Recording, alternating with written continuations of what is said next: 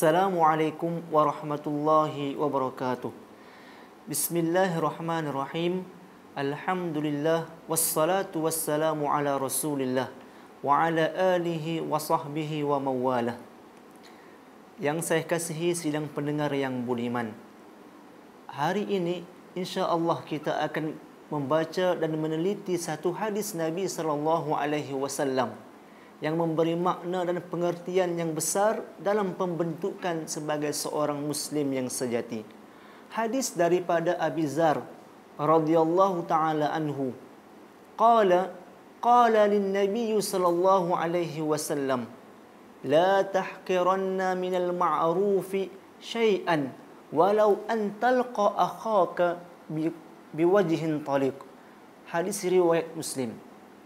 Sidang pendengar yang budiman, kita sebagai seorang muslim tidak tahu mana amalan yang dinilai oleh Allah Subhanahu wa taala.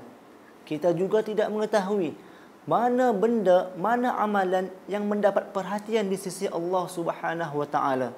Jauh sekali kita dapat menentukan mana amalan yang diterima oleh Allah Subhanahu wa taala, mana amalan yang menjadi perhatian Allah Subhanahu wa taala.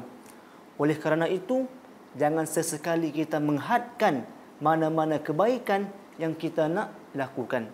Dari hadis Nabi sallallahu alaihi wasallam, beliau menyatakan, jangan kamu menganggap kecil, jangan kamu menganggap ringan, jangan kamu memperlekehkan sesuatu kebaikan yang ingin kamu lakukan, hatta sehinggakan walau antalqa akhaka, sekalipun kamu bertemu dengan saudara kamu biwajhin taliq, dengan rupa paras yang manis, datang berjumpa walaupun senyuman itu kecil, tetapi kita tidak tahu adakah dia tidak diterima oleh Allah Subhanahu wa taala, dan kita juga tidak tahu boleh jadi itu adalah penyebab kepada masuknya manusia ke dalam syurga Allah Subhanahu wa taala. Sidang pendengar yang dirahmati Allah, boleh jadi apa yang kita lakukan kecil dari pandangan mata kata manusia.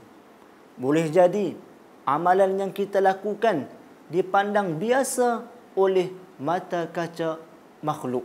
Tetapi di sisi Allah Subhanahu wa taala, manusia tidak boleh menjangka, manusia tidak boleh menduga, dan manusia tidak boleh menyukat apa kedudukan amalan itu di sisi Allah Subhanahu wa taala. Oleh kerana yang demikian, jangan sesekali kita merasa malu untuk melakukan amalan walaupun kebajikan dan amalan itu dipandang kecil di sisi makhluk Allah Subhanahu wa taala.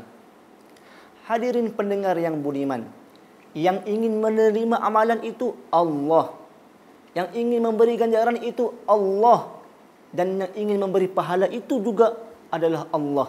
Dan orang yang menolak amalan itu juga Allah. Orang yang tidak memberi pahala itu juga adalah zat Allah Subhanahu wa taala. Maka jangan kita pandang kepada kecil ataupun besarnya amalan tersebut, tetapi kita usahakan untuk melakukan amalan tersebut dengan cara yang terbaik. Sebab Allah Subhanahu wa taala, Dia yang memberi ganjaran selayaknya dengan keagungan Allah. Dia yang mengangkat amalan tersebut selaras dengan kemuliaan Allah Subhanahu wa taala. Adapun kita melakukan amalan sekadar kemampuan, melakukan amalan sekadar yang termampu, melakukan amalan sekadar yang kita larat. Selebihnya kita berikan kepada Allah Subhanahu wa taala. Jadi para pendengar, jangan takut untuk melakukan amal ibadat sekalipun kecil. Jangan bimbang untuk melakukan apa-apa kebajikan sekalipun benda itu adalah benda yang remeh di mata pandangan makhluk. Di sisi Allah, kita tidak boleh menduga bagaimana kedudukan amalan tersebut. Baik, sidang pendengar yang budiman, insya-Allah mudah-mudahan hadis yang ringkas ini, tazkirah yang ringkas ini memberi kesan yang besar dalam pendidikan jiwa sebagai seorang muslim. Sekian dari saya. Assalamualaikum warahmatullahi wabarakatuh.